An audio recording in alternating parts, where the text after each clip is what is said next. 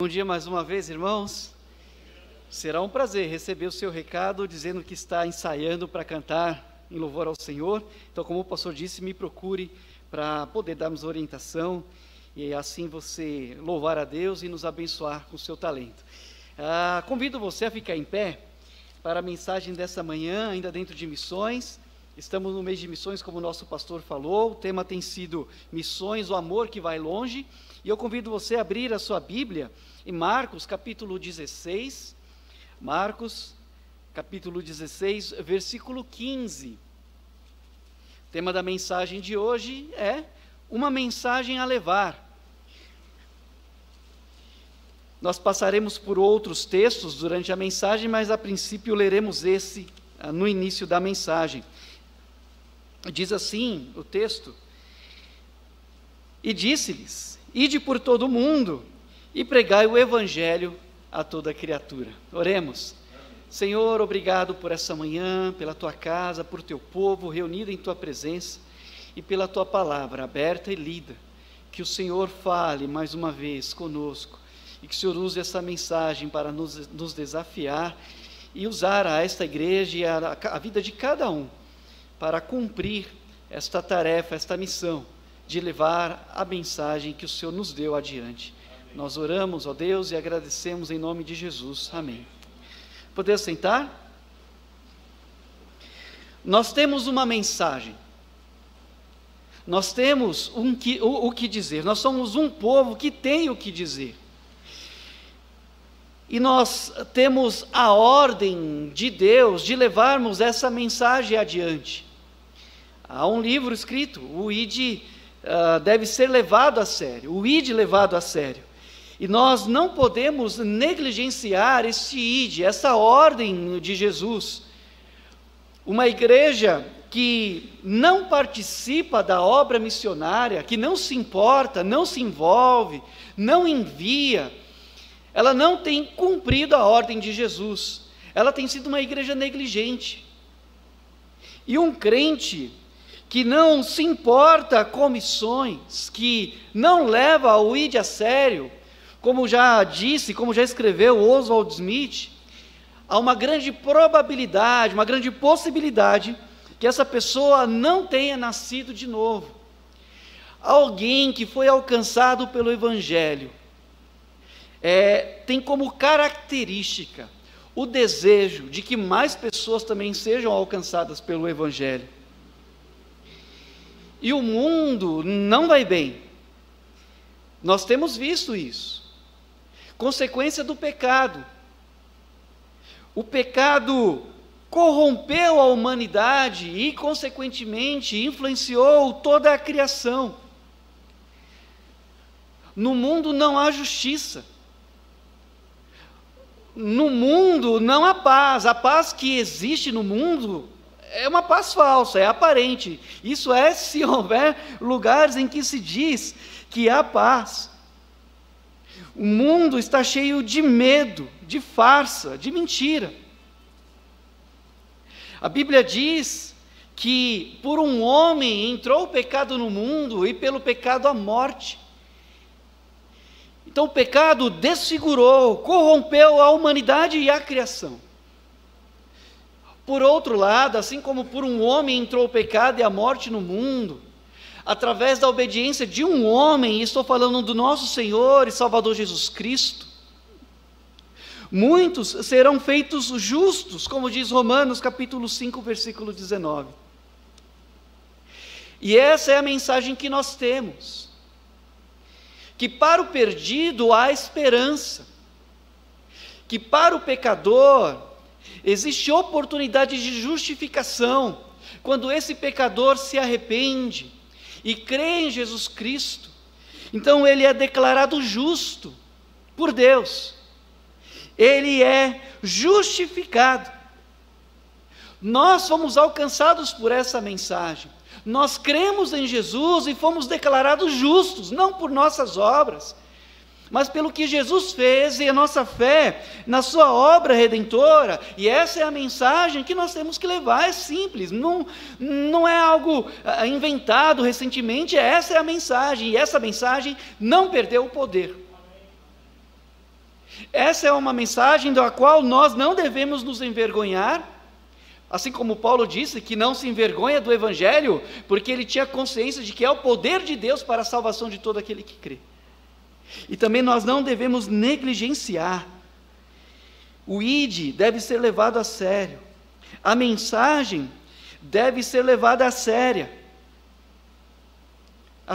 Por quê? Porque esta é uma ordem de Deus, é uma ordem do céu. Deus leva a sério essa comissão ou essa missão confiada ao seu povo. Em Isaías capítulo 6, a partir do versículo 5 até o 8, nós vamos ver que o céu se importa com a mensagem a ser levada adiante. E o texto diz, quando Isaías teve uma visão: ai de mim, versículo 5, pois estou perdido, porque sou um homem de lábios impuros, e habito no meio de um povo de impuros lábios. E os meus olhos viram o Rei, o Senhor dos exércitos. Versículo 6, porém um dos serafins voou para mim, trazendo na sua mão uma brasa viva, que tirara do altar com uma tenaz, e com a brasa tocou a minha boca, e disse: eis que isto tocou os teus lábios, e a tua iniquidade foi tirada, e expiado o teu pecado. Depois disso ouvi a voz do Senhor que dizia: a quem enviarei? Quem há de ir por nós? Então disse eu: eis-me aqui, envia-me a mim. Levar a mensagem adiante é uma ordem do céu. Nesse contexto, nessa passagem, Isaías teve uma visão no ano em que o rei Uzias morreu. E os comentaristas, estudiosos de Isaías, dizem que ele estava muito abatido, porque o rei Uzias era uma espécie de referência para ele. Alguns chegam a dizer que ele era próximo do rei Uzias, era um primo, algum parente próximo. E perder alguém que era uma referência, que havia começado bem o seu reinado, mas terminado mal, talvez tenha abalado aquele jovem rapaz. Até que um dia, uma visão dada por Deus a ele, mudou completamente a sua vida. O seu entendimento foi esclarecido, quando ele viu o Senhor assentado num alto e sublime trono, e o seu manto enchia o templo, e os serafins clamavam uns aos outros: santo, santo, santo é o Senhor dos exércitos, e toda a terra está cheia da sua glória. E se você olhar com cuidado essa passagem, e também João capítulo 12, verá que Isaías teve uma visão a respeito de Jesus assentado no trono. João capítulo 12, a partir do versículo 34, faça uma comparação depois. Uma coisa muito comum entre aqueles que tiveram essa experiência de teofania ou de cristofania foi o assombro. Outras pessoas, além de Isaías, viram o Senhor. Jacó, no vale do Jaboque. Josué, no capítulo 5, quando viu o Senhor e pensou que fosse ou um dos hebreus ou alguém dos inimigos, e ele: não, eu não sou nenhum nem outro, mas sou o príncipe do exército do Senhor. Então Josué, assombrado, se prostrou e adorou. Ou Gideão, quando reconheceu que viu o Senhor, disse: sai de mim, eu vou morrer, eu vou perecer. Então o Senhor disse: paz seja contigo. E então aquele lugar ficou conhecido como Jeová Shalom, o Senhor é paz. E não foi diferente com Isaías. Quando teve essa visão, ele foi tomado por um assombro e disse: ai de mim que estou perdido, eu sou um homem pecador, um homem impuro, de impuros lábios, e habito no meio de um povo que está perdido, e os meus olhos viram o Rei. Ele foi impactado por isso, ele reconheceu a sua condição diante da santidade do Senhor revelada a ele. E é interessante que até que ele não tenha sido purificado do seu pecado, da sua iniquidade, enquanto o seu pecado não foi expiado, ele não ouviu o Senhor. Mas quando ele foi então, a sua impiedade foi tirada, E quando o seu pecado foi expiado, então ele ouviu o Senhor. Curioso isso, não é? Mas ele não ouviu do Senhor: bem-vindo ao meu povo, seja bem-vindo à sua nova casa. Ele não ouviu do Senhor: de agora em diante você não será mais cauda, mas você será cabeça. Ele não ouviu do Senhor: a partir de agora pode pedir o que você quiser, porque eu vou te conceder. A primeira coisa que ele ouviu o Senhor falar foi, versículo 8: a quem enviarei e quem há de ir por nós? Quando ele foi tocado, transformado, a primeira coisa que ele ouviu foi a necessidade de que alguém fosse enviado pelo céu para falar àquele povo pecador. Levar a mensagem adiante é algo importante no céu e é uma ordem de Deus. Quantos de nós, meus irmãos, quando fomos alcançados pelo Evangelho e tomados por uma paixão por Jesus e pelos perdidos, falávamos com ousadia? Quando fomos alcançados pelo Evangelho e reconhecemos que recebemos um tesouro que não tem preço, queríamos que os outros também soubessem. Nossos professores, falávamos com ousadia para os professores, para os nossos colegas de classe, para os nossos familiares, para os amigos de rua, amigos de esquina, amigos de copo, amigo de bola, porque nós queríamos que eles soubessem dessa mensagem. Tínhamos tanto prazer em participar dos cultos nas praças, entregar folhetos, tínhamos tanta ousadia, mas quem roubou a nossa ousadia? Será que deixamos de ouvir a voz do céu, dizendo: quem há de ir por nós, a quem enviarei? Isaías, quando ouviu essa voz, ele disse: eis-me aqui, envia-me a mim, conte comigo. Mas muitos têm feito como Moisés: Senhor, manda outro, eu não. Nós precisamos levar essa mensagem adiante, porque é a vontade do céu. Mas também precisamos continuar essa obra de evangelização do mundo, porque não só é uma ordem do céu, mas é também um pedido dos povos. Abra comigo em Atos dos Apóstolos, capítulo 16. Atos dos Apóstolos, capítulo 16, versículos 6 a 10. Uma passagem falando a respeito de Paulo, apóstolo dos gentios. E passando pela Frígia e pela província da Galácia, foram impedidos pelo Espírito Santo de anunciar a palavra na Ásia. E quando chegaram a Mísia, intentavam ir para a Bitínia, mas o Espírito Santo não o permitiu. E tendo passado por Mísia, desceram a Troade. E Paulo de noite teve uma visão, em que se apresentou um homem da Macedônia, e lhe rogou, dizendo: passa a Macedônia e ajuda-nos. E logo depois dessa visão, procuramos partir para a Macedônia, concluindo que o Senhor nos chamava para lhes anunciarmos o Evangelho.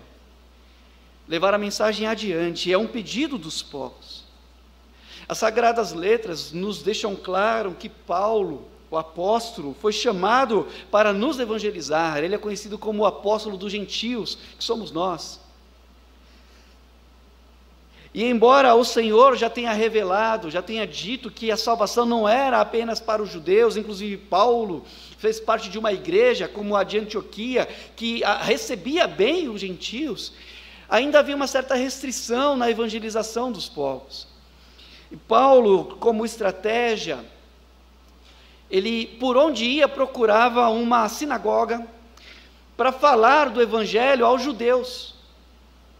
Então ele chegava na sinagoga quando era dada uma oportunidade, ele aproveitava e apresentava Jesus aos judeus, mas ele falava para quem tivesse ouvidos. E aí um fato muito importante aconteceu na vida de Paulo, que mudou o rumo do seu ministério. Vale a pena ressaltar, é importante lembrar que Atos dos Apóstolos não é uma carta didática, é a palavra de Deus. O Espírito Santo inspirou, deu a Lucas o que escrever nessa carta, mas não tem a função de doutrinar a igreja, assim como Paulo escreveu aos Coríntios, aos Gálatas. Só que se trata de uma carta de Lucas para registrar ações do Espírito Santo, fatos extraordinários, naquele início da igreja, ou no começo, no desenvolvimento da igreja, e sinais que autenticaram o ministério apostólico. E Atos dos Apóstolos, no capítulo 16, nos revela algo muito importante no ministério de Paulo, que quando ele tentava partir para a Ásia para anunciar o Evangelho, a gente sabe que o coração dele pulsava pela pregação do Evangelho, pelos perdidos, só que o Espírito Santo não permitiu, o proibiu. Depois, em Bitínia, também o Espírito Santo não permitiu, até que de noite, numa visão, ele ouviu alguém dizendo, um macedônio: passa a Macedônia e ajuda-nos. Nós precisamos de ajuda, passe para cá e venha trazer essa mensagem que você tem anunciado. E então ele entendeu que aquelas portas fechadas pelo Espírito Santo, era para que Paulo tivesse ouvidos e olhos para entender que os povos precisavam também ouvir aquela mensagem que ele estava pregando. Às vezes estamos tão ocupados com tantas outras coisas e nos esquecemos de ouvir o clamor dos povos. Como já ouvimos aqui em algumas mensagens, as pessoas precisam de Jesus, mas talvez elas não saibam. E não saberão se nós não falarmos. Mas nós também não os ouviremos se não estivermos prestando atenção. Paulo estava olhando para tantos lugares, para tantos outros pontos, legitimamente, mas o Espírito Santo estava mostrando a ele: há um povo que precisa de ajuda. Nós tivemos uma experiência, e isso ficou na minha memória, e eu peço ao Senhor que isso não aconteça mais. Nós estávamos com a equipe do AME num dos hospitais, cantando pelos corredores, pelos quartos, numa época de Natal, só que a gente estava muito apertado de tempo, e a preocupação era de não ultrapassar o tempo, era de não ser chamado a atenção, e fomos convidados a cantar numa ala chamada de paliativos. E teve uma senhora que veio conversar com o grupo, só que estava tão preocupado para a gente ir embora logo, porque estávamos perdendo tanto tempo ali, que eu nem ouvi o que ela estava falando.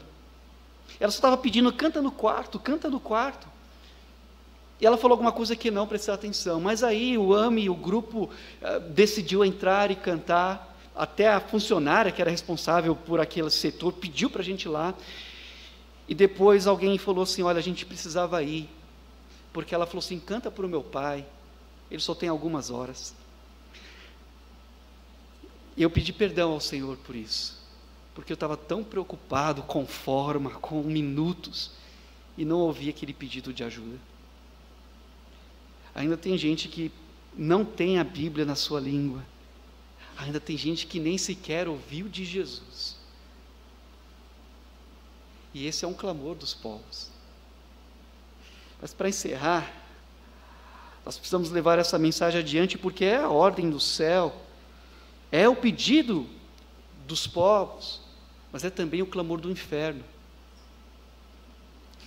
O pastor já pregou uma mensagem assim, o clamor que vem do inferno, e convido você a abrir comigo em Lucas, capítulo 16, já caminhando para o fim desta mensagem, versículos 22 a 28, diz assim: e aconteceu que o mendigo morreu e foi levado pelos anjos para o seio de Abraão, e morreu também o rico e foi sepultado. Versículo 23, e no inferno ergueu os olhos, estando em tormentos, e viu ao longe Abraão e Lázaro no seu seio, e clamando, disse: Pai Abraão, tem misericórdia de mim, manda Lázaro que molhe na água a ponta do seu dedo, e me refresque a língua, porque estou atormentado nesta chama. Disse, porém, Abraão: Filho, Lembra-te que recebeste os teus bens em tua vida, e Lázaro somente males, e agora este é consolado e tu atormentado. E além disso está posto um grande abismo entre nós e vós, de sorte que os que quisessem, passar daqui para vós, não poderiam, nem tampouco os de lá para cá. Então ele mudou o discurso, ele disse: rogo-te, pois, ó Pai, que o mandes à casa do meu pai, pois tenho 5 irmãos, para que lhes dê testemunho, a fim de que não venham também para este lugar de tormento. É uma história contada por Jesus, ele dá os nomes, ele dá a ordem dos fatos, ele dá tudo. Não é uma parábola, é um fato. E parte da história fala de um homem num lugar de tormento, clamando por ajuda, clamando por uma gotinha de água. E naquele diálogo com Abraão, ele entendendo que para ele já não havia mais solução, ele mudou o discurso. Porque para aqueles que já partiram, não tem mais o que fazer. Hebreus capítulo 9, versículo 27, ao homem está ordenado morrer uma vez, vindo depois disso o juízo. Então ele entendeu que para ele já não tinha mais chance. Mas ele se lembrou que tinha o seu pai, ou a casa do seu pai, onde estavam os seus 5 irmãos. Ele pediu: manda Lázaro lá. Mande alguém falar para eles, porque eles não podem vir para esse lugar de tormento. Eu não quero que eles venham para cá. Até o inferno clama para que nós levemos adiante essa mensagem. Clama para que nós não desfaleçamos nessa obra que nós recebemos de Deus. É muito impressionante como, às vezes, no inferno, há uma maior compreensão da urgência de missões do que muitos crentes. Nós não temos mais muito tempo, os sinais têm sido mostrados. Então vamos trabalhar, vamos levar adiante essa mensagem enquanto é dia. Essa é a nossa missão, essa é a vontade do céu.